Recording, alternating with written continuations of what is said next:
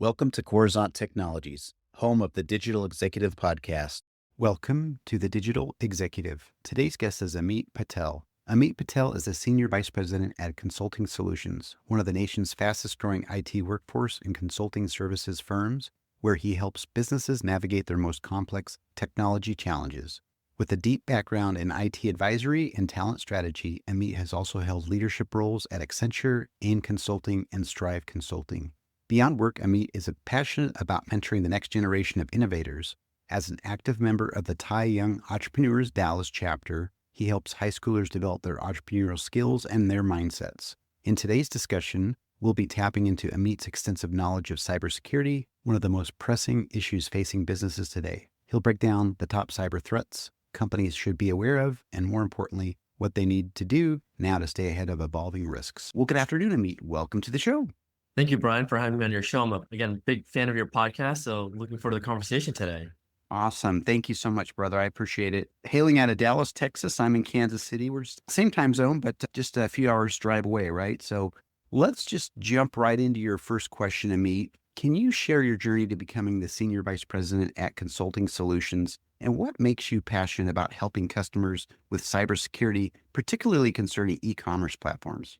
Yeah, absolutely, Brian. I think I'm truly a tech nerd at heart, right? And I think that truly started off as an earlier age. I would tinker around with electronics, take them apart, see how they work, right? And really be able to put them back together again. Luckily for me, my parents fostered that curiosity, and that kind of helped lead me down that path of technology. And fast forward, I had bachelor's and master's in information technology, joined a large IT consulting firm right out of college. And that gave me the exposure and opportunity to work with dozens of different clients in various different industries all across the globe.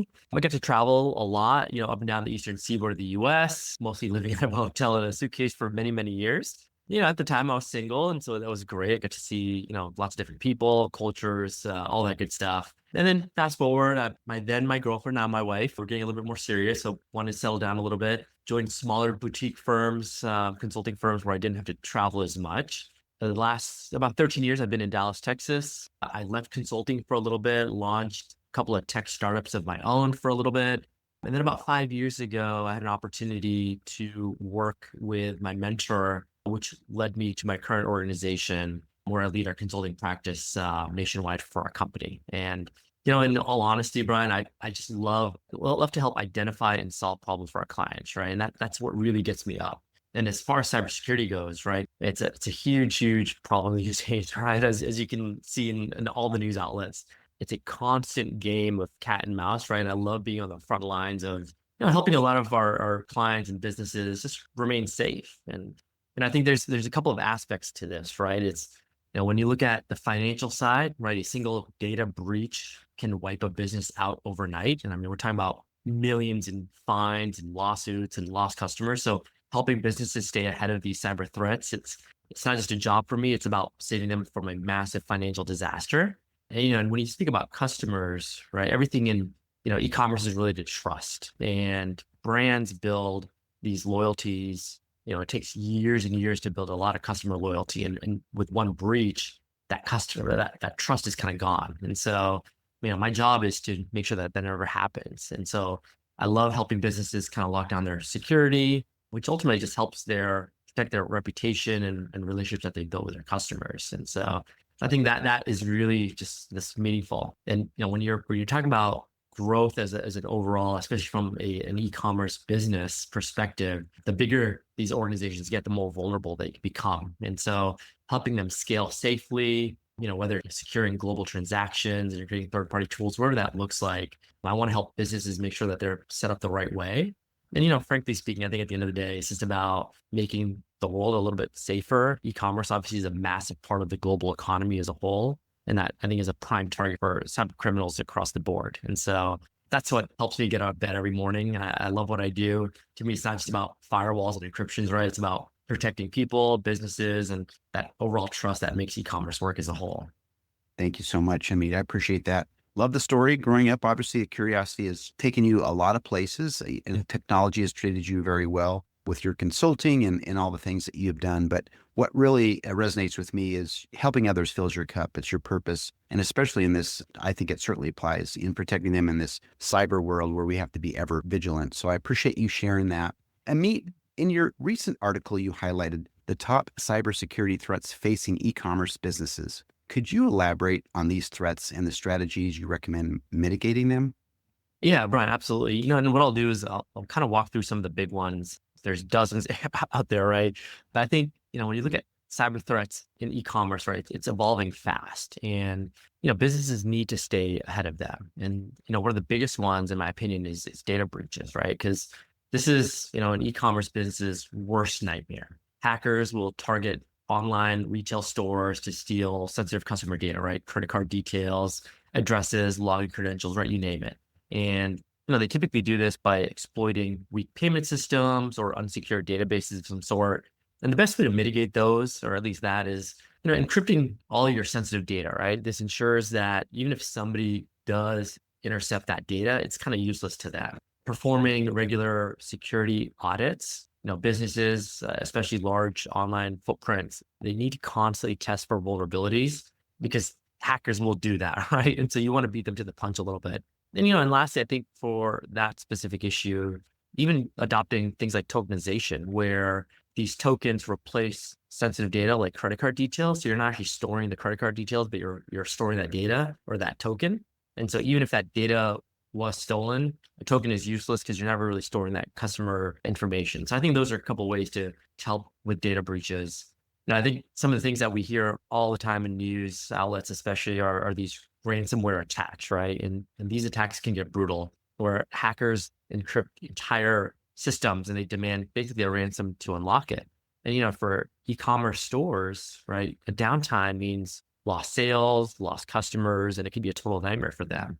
So I think a couple ways to mitigate that. I think having frequent data backups helps. So store your data in these offline secure locations. So you can always restore systems without paying that ransom. Adopting like a zero trust security model, so that to ensure that even those that should have access to your architecture, you're constantly monitoring their activity. You're constantly frequently asking for credential updates as well, and kind of deploying that architecture across the board. And lastly, it's kind of almost common sense, but it's amazing how many people don't do this. But just basic employee training, and because a lot of these ransomware attacks, they start with a simple phishing email. So I think awareness is key, making sure that people aren't clicking on things that they shouldn't be clicking on, or giving away information where they shouldn't be. And so I think those are some key things that a lot of businesses can do. And frankly, Brian, speaking of phishing attacks, right? It's these days it's a major threat to e-commerce, right? Hackers are impersonating legitimate organizations. They're tricking customers or employees to handing over sensitive data. And these phishing attacks are getting incredibly sophisticated. So I think a couple of ways to mitigate that is obviously you hear about MFA, right? Multi-factor authentication. So even if an attacker steals login credentials, they won't be able to actually get access to accounts without that second authentication. Having advanced email filtering systems, and a lot of email system tools out there are getting better at this, but there are a lot of AI-driven filters that can help detect and block phishing attempts before they even reach customers and employees, which is, I think, phenomenal. And again, basic just security awareness training, right? I mean, educate your staff, recognize what these phishing emails are attempting to do, and just kind of be on the forefront of that. So I think those are a couple of the big things. Brian, we also hear about AI, right? I think AI is a game changer in e-commerce. You're seeing personalized shopping, right? Fraud detection, chatbots, right? But it can be a double-edged sword a little bit, because hackers are manipulating these AI models. They're injecting bad data. They're even hijacking these, AI-powered decision-making processes. So, we've got to be on the forefront of that, right? So perform regular audits to test your AI system. Ensure only limited authorized personnel can modify these algorithms and things like that. So some of those are big areas that a lot of organizations should kind of invest in. And if I could give kind of just one general advice to a lot of e-commerce outlets, it would just be to invest in cybersecurity before you need it, right? Because too many businesses wait until they've been hacked to take security seriously. And at that point, that damage is done, right? So be proactive with your security culture, stay ahead of these threats, and make cybersecurity a priority, not an afterthought.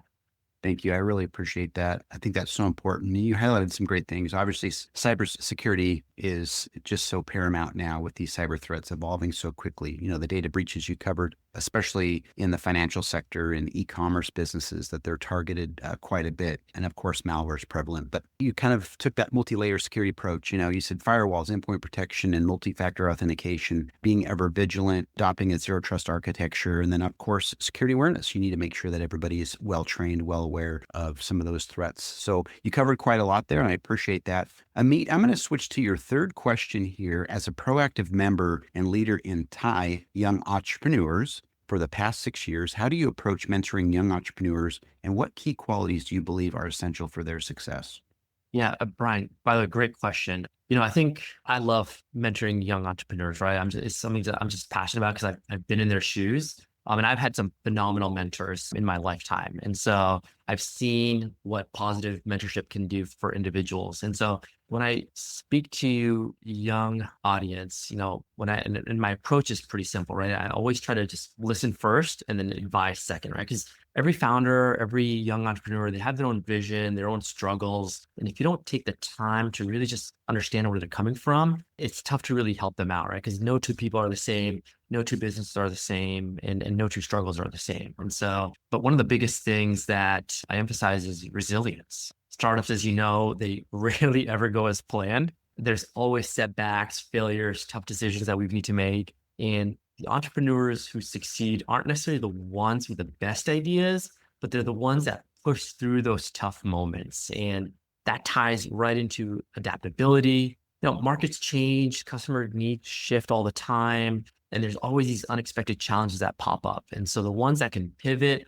and keep moving forward are the ones that are going to win out, right? And so I always tell them that, regardless of the idea, to me, execution matters more than the actual idea, right? I would rather take a grade A execution plan rather than a grade A idea. And I've seen so many entrepreneurs, they just sit on great ideas for months and years waiting for the perfect moment, right? But there's never a perfect moment. It'll never come, right? It's all about taking action. It's, launching quickly, it's testing, learning, and iterating, right? And so I always encourage them, get your product out in front of your customers, get real world feedback as soon as possible, and continue to iterate on that. And just don't build in a vacuum, right? Just don't think you know what your customers want ultimately. And so, those are some of the big things that I always try to emphasize. And at the end of the day, my goal is just to help them avoid common mistakes, build these strong business fundamentals, and just connecting the right people. And so I think, again, similarly, if I could give kind of one piece of advice to young entrepreneurs, it'll always be just start, right? Start small, but just start, right? You can't wait for the perfect moment. It'll never come. Take action, get feedback, keep learning, keep listening. And that success doesn't happen overnight, but you've got to stay resilient, adaptable, right? And just focus on your execution, and you'll eventually get there. That's awesome. And I appreciate what you're doing in the entrepreneur space, especially mentoring young and upcoming entrepreneurs. That's just amazing. I love that. And just to highlight a couple things, obviously you said execution over idea, right? Just start, take action, look for feedback, be persistent. Consistency and perseverance are obviously the key. So I really appreciate that, Amit. And Amit, last question of the day. In your opinion, what are the emerging trends in cybersecurity that businesses should be preparing for in the next 5 years? Again, great question, Brian. I think cybersecurity, it's changing so fast, right? And staying ahead of these threats is critical. I think over the next 5 years, we're going to see some major shifts in the way cyber attacks happen, and frankly, how we defend against them as well, right? I think, you hear about the buzzword all the time, right? AI, right? But I think there are going to be AI-driven cyber threats, but also AI-powered defenses, right? It is a game changer. AI is a game changer, absolutely. It's a game changer for attackers and also defenders across the board. Now, hackers are already using AI to automate these phishing scams. They're using AI to scan for vulnerabilities across the board, and they're generating these crazy deep fake content for these social engineering attacks, right? And the scary part is that these attacks are actually becoming harder and harder to detect because they mimic human behavior so well. But the good news also is that AI can also be used as a defense, right? I mean, businesses should look at AI-powered security tools out there that can help detect anomalies in real time. They can recognize unusual activity in real time and even respond automatically before human intervention can even realize that an attack is happening. I think those are some key aspects that, a lot of organizations need to look at. Obviously, we talked about that zero trust architecture. To me, it's just not a buzzword anymore. It's becoming an industry standard. That old school mentality of you have these perimeter defenses and assume that once somebody's in a network, they're safe, they're trusted. But, Brian, we've got remote work, cloud services, right? Mobile access, tons of third party integration. And so it just doesn't work anymore. And so businesses should really look at that never trust, but always verify approach. Again, that means multi-factor authentication, endpoint security, and this continuous monitoring of every user and every device. Now is the time to start because I think these attacks are just becoming more and more sophisticated across the board. And I think we'll see, the more prevalent use of cloud. I think you'll see just cloud security as a whole and that supply chain risk take a huge effect. When we're seeing more and more supply chain attacks, right, where hackers they're not attacking the target company, but they're attacking its vendors or its software providers, right? And so you've got to look at everybody that you're connected to, every organization that has some sort of access or that you're working with, and make sure that those security measurements are in place. There's strong encryption policies across the board, and that you really have a multi-cloud security strategy to help mitigate those risks, right? So I think those are some of the big things. And again, I think you'll see more take in that deep fake and that synthetic identity fraud happening.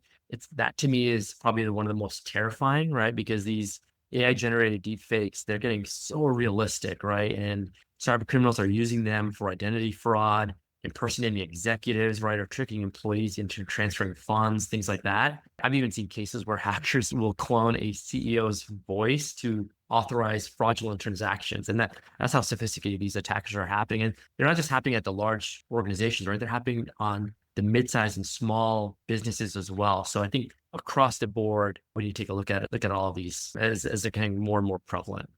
Thank you. You really highlighted some great things there. Of course, these nefarious actors and hackers are leveraging AI every day to fool people to provide access, using deepfakes and other methods to, again, gain access. On the flip side, AI is working to help prevent some of these sophisticated attacks. The one thing I heard you say is verify, never trust. And obviously, there's a lot of security that needs to be applied around cloud compute and a lot of other platforms nowadays. So appreciate all the insights there, Amit. I really do. And Amit, it was certainly a pleasure having you on today, and I look forward to speaking with you real soon. Brian, thanks again for having me on your show. I truly appreciate it. I really also enjoyed the conversation and the opportunity to share these insights. Look forward to staying in touch and continue the discussion. Bye for now.